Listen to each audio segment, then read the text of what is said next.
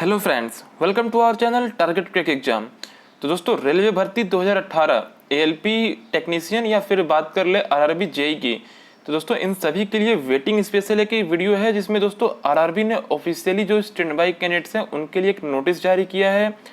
और दोस्तों उस नोटिस में जो दोस्तों बहुत सारे ऐसे डाउट थे जो कि यहाँ पे क्लियर हो चुके हैं, जिसको हम सब कुछ दोस्तों यहाँ पे बारीकी से समझेंगे। उन दोस्तों डाउट्स में अगर हम बात कर ले, सबसे बड़ा डाउट था वेटिंग की वैलिडिटी को लेके। दूसरा डाउट था दोस्तों कि आपकी जो रिटायरमेंट से जो वैकेंसी क्रिएट हुई है उसके बदले यहाँ पे आपको स्टैंड बाय से कैंडिडेट लिए जा सकते हैं या नहीं लिए जा सकते हैं। इन सभी चीज़ों को यहाँ पे दोस्तों ऑफिशियल नोटिस में क्लियर कर दिया गया है। ऑफिशियली, डायरेक्टली और इनडायरेक्टली दोनों चीज़ें यहाँ पे मेंशन है।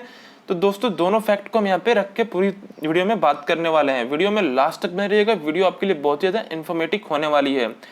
तो दोस्तों वीडियो शुरू करने से पहले इस वीडियो को दोस्तों अभी से लाइक कर दीजिए, क्योंकि आप आगे भावनाओं में बहक जाते हैं और लाइक करना भूल जाते हैं वीडियो को। तो अभी लाइक कर दीजिए और साथ ही साथ अगर आपने हमारे चैनल को अभी तक सब्सक्राइब नहीं किया है तो इसे सब्सक्राइब करके बेल बटन जरूर प्रेस करिएगा, ताकि दोस्तों रेलवे से और गवर्नमेंट जॉब से रिलेटेड जितने भी वीडियो हों सबसे पहले आप तक पहुँच सके। दोस्तों वीडियो को अपने सभी दोस्तों में शेयर करिएगा ताकि ये भी इन्फॉर्मेशन उनके तक पहुँचे। तो चलिए दोस्तों देर न करते हुए सीधे मैं आपको चलते हूँ वीडियो के जो पॉइंट है उस पर बात कर लेता हूँ।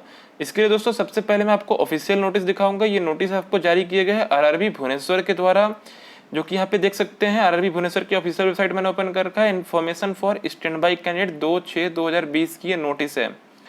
तो चलिए दोस्तों इस नोटिस को हम ओपन करके देख लेते हैं और एक एक पॉइंट की दोस्तों बात करेंगे। ध्यानपूर्वक देखिएगा, अगर आप ध्यान से नहीं देखते तो इस चीज़ों को आप मिस कर जाएंगे।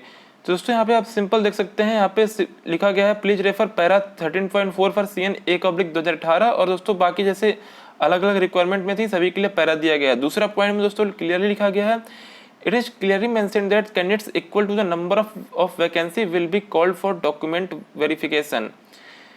तीसरा दोस्तों यहाँ पे लिखा है, in addition to this candidates equal to 50% of the number of vacancy for various posts will be also called for document verification. This additional candidate will be considered for impaneled only if। तो दोस्तों यहाँ से आपकी point notice करने वाली होती है। पहली दोस्तों यहाँ पे क्लियर लिखा है, there is any shortfall in the empanelment from the original merit list or as the replacement against the shortfall of account of non-joinee of recommended candidate in the working post or any other special requirements। तो दोस्तों यहाँ पे simple से देख सकते हैं कि बहुत कई चीज़ें मेंशन की गई। पहली तो दोस्तों यहाँ पे जो शॉर्टफॉल थी नॉन ज्वाइनी, और दोस्तों जो मेरिट में मतलब डीवी मेडिकल टाइम पे यहाँ पे जो शॉर्टफॉल होता है उसके लिए। दूसरा दोस्तों जो नॉन ज्वाइनिंग होंगे, मतलब जिनको अभी ज्वाइन नहीं करेंगे उनकी जगह पे। तीसरा दोस्तों यहाँ पे आप बहुत ही इंपॉर्टेंट फैक्टर देख सकते हैं, और एनी अदर स्पेशल रिक्वायरमेंट। तो दोस्तों ये फैक्टर सबसे बड़ा करता है वेटिंग को सबसे ज़्यादा क्लियर करने में। आपकी नॉन ज्वाइनी पे तो वेटिंग दोस्तों क्लियर होती ही होती है और अच्छी खासी होती है, बट दोस्तों जो स्पेशल रिक्वायरमेंट लिखा गया है इसके बदौलत भी बहुत सारी वेटिंग क्लियर होती है, जो कि दोस्तों 2014 में भी हुई है। जैसा कि दोस्तों जो लास्ट में 2000 आप सभी को पता है कि जब आपने फॉर्म फिलअप किया था उस टाइम पे मतलब आपका CBT 1 के बाद एक पैनल दिया गया था, रिप्लेसमेंट पैनल। दोस्तों उसमें मैक्सिमम ऐसे भी कैंडिडेट्स लिए गए थे जिनकी दोस्तों वैकेंसी से एक्स्ट्रा लिए गए थे, न कि शॉर्टफॉल के रूप में। तो दोस्तों ये होता क्या अब मैं आपको ही बता देता हूँ। अब जैसा कि आप सभी को पता है, कुछ RTI में भी आपने देखा होगा, यहाँ पे जो वैकेंसी कंसीडर की गई थी वो दोस्तों 12वें महीने 2020 तक की यहाँ पे वैकेंसी को कंसीडर किया गया था। CN 1/2018 ALP के केस में मैं बात कर रहा हूँ। तो दोस्तों अब सिंपल सी बात है, 2021 में भी वैकेंसी क्रिएट होगी, 2022 में भी क्रिएट होगी, और दोस्तों 2022 से पहले मुझे नहीं लगता कि कोई LP की पोस्ट आने वाली है, और ये कंप्लीट होते होते 2024। तो दोस्तों अगर 2022 में आती भी है तो दोस्तों सिंपल सी बात है 2021-2022 की यहाँ पे वैकेंसी 2023-2024 तक की मान लेते हैं वैकेंसी, उसमें भी इंक्लूड हो जाएगी। बट दोस्तों एक चीज़ यहाँ पे आपको देखने को मिला है कि अभी दोस्तों 2020 में बहुत सारे यहाँ पे लोगों को प्री रिटायरमेंट दिया गया है, जिसकी वजह से दोस्तों यहाँ पे बहुत सारी सीटें खाली हो चुकी हैं। लगभग अगर हम ALP की बात कर लेते हैं तो दोस्तों जो अनुमान है वो 5000 से 10,000 तक की यहाँ पे ALP की सीटें खाली होने का अनुमान लगाया गया है प्री रिटायरमेंट में। वैसे ही दोस्तों जेई में भी अनुमान है, बहुत ज़्यादा यहाँ पे प्री रिटायर हुए हैं बंदे। और दोस्तों जो बाकी ALP टेक्नीशियन बाकी जितने भी पोस्ट है सब में प्री रिटायरमेंट दी गई है, जो कि दोस्तों CN 1/2018 या कोई से भी में कंसीडर नहीं किए गए हैं।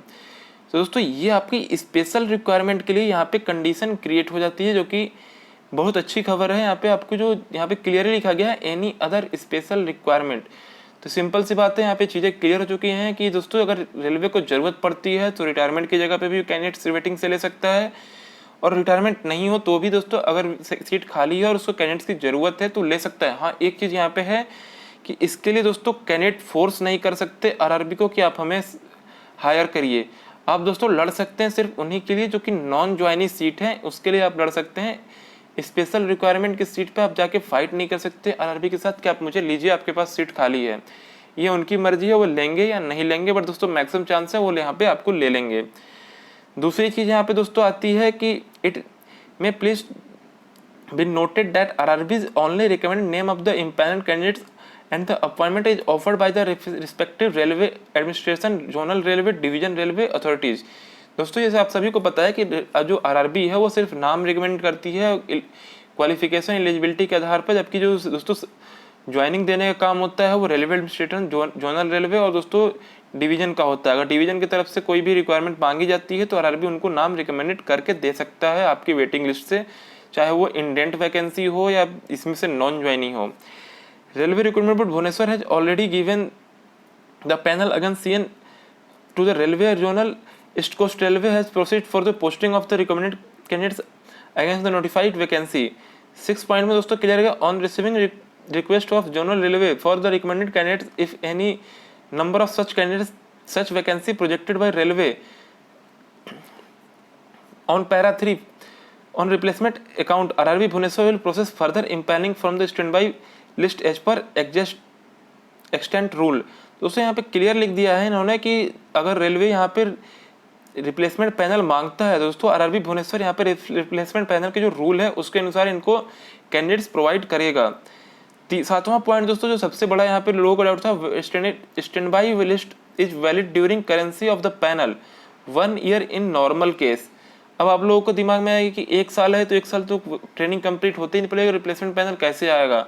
तो दोस्तों जो लास्ट पॉइंट है नॉर्मल केस, इस पे भी ध्यान दीजिएगा। नॉर्मल केस में 1 साल के लिए होता है, जैसा कि आप सभी को आरटीआई में भी देखने को मिल रहा होगा।